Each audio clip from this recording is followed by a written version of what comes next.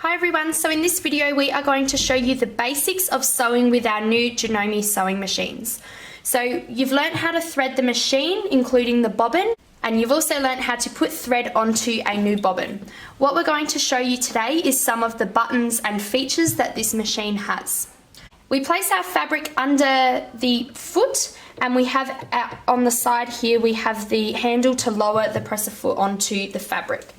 All we need to do is put our foot down and our machine will begin sewing. We do not need to push, we do not need to shove the fabric through, all we need to do is place our hand there to guide. Now when sewing, it's important to note that our needle is always going to finish in our fabric. This is made easier for when you would like to turn corners. However, if you have finished sewing and you don't want to stitch any further, okay, there's a few simple shortcuts that you can know. This arrow up here lifts the needle out of the fabric, okay? You can then lift the presser foot up, pull out, and chop your fabric if you would like to. There are a few other shortcuts to know. When sewing, if you would like to finish there and you would like to cut your fabric, you can also press this scissor button here. By pressing this scissor button, the needle lifts out, the machine makes a sound, and the thread has been cut. All you need to do is lift the foot up and you can pull your fabric out. So to start off with, our machine is threaded and our basic stitch, a straight stitch. So this button here is the button that you press to get a straight stitch. Automatically the settings are shown on the screen here and you don't need to change anything. However, if you would like to have a stitch that is closer together, all you have to do is adjust with these buttons down the side here. If you would like your stitch to be greater, so further apart, bigger stitches, you can simply adjust by pressing the plus button there. So that is for our stitch length, okay? If you want to return to the normal settings, just click the straight stitch button. If you would like to do a zigzag stitch, it will be this second button here. The settings change on the screen and you're able to see that we are now working at stitch number 6, which is a general zigzag stitch.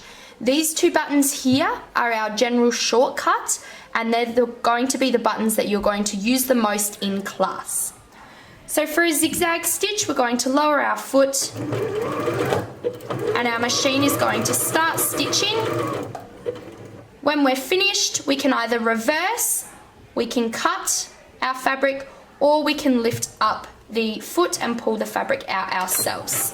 So I'm going to cut it there, lift it out, and we have our zigzag stitch. So when we are doing a zigzag stitch, we can also use the plus and negative button here to change the width of our stitches. Obviously, pressing the plus button will increase the width of our zigzag stitches, making them greater or making them smaller. We can also do that with the length of the stitch as well by increasing it using the plus or minus button. However, a general zigzag stitch, just like a general straight stitch, has been included in these two shortcut buttons.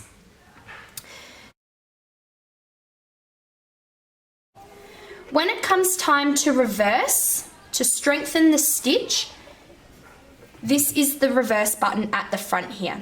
Now the reverse button does not work like a normal button. You don't just press it once, you need to actually hold it down in place.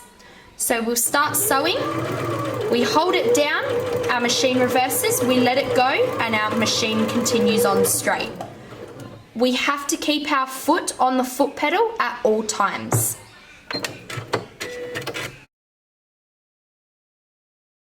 For some fabrics, having a reverse stitch can be a bit bulky and add a bit of an ugly feature to your design.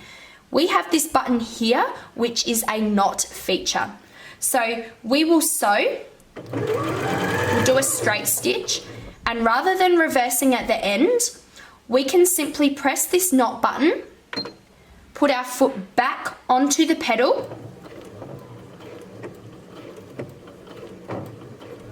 and our needle goes up and down 4 or 5 times to create a knot.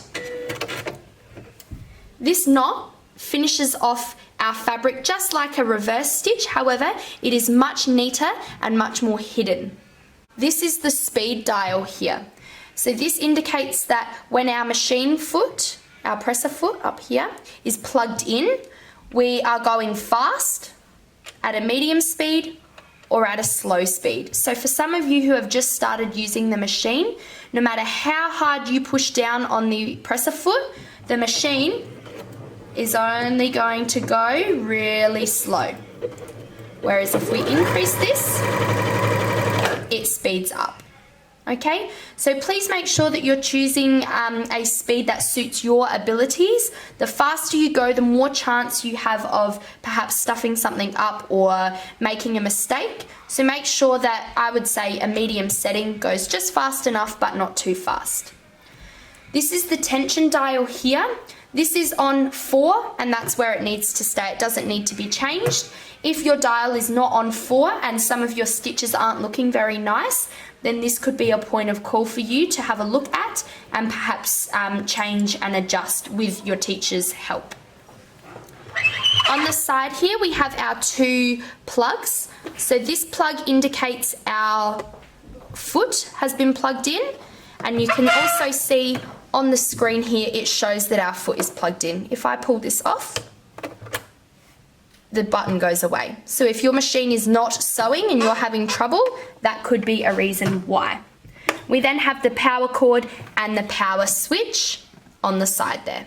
So we hope that this video has been helpful, and we hope that you love using our new sewing machines. We are super excited to have them, and we think that a lot of the lessons are going to run really smoothly. You'll be able to focus on your project as this machine does all the hard work for you. All you need to do is guide your fabric and make sure you've chosen the right setting.